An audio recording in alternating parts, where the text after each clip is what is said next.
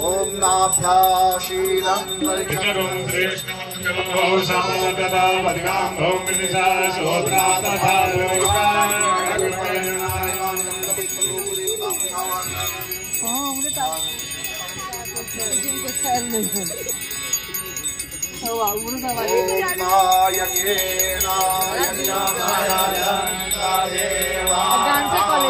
Uncle आप पीछे आ जाओ, वीडियो बनाओ। पीछे हो जाओ,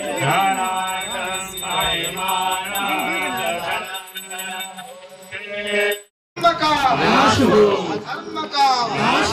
प्राणियों में सद्भावना हो, प्राणियों में सद्भावना हो, विश्व का कल्याण हो, विश्व का कल्याण हो, विश्व का कल्याण हो। माता की जय हो, रामचंद्र भगवान की जय हो, महादेव की जय हो, हनुमान की जय हो, श्रीकालिका माता की जय हो,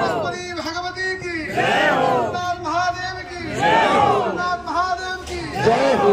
महादेव की जय हो,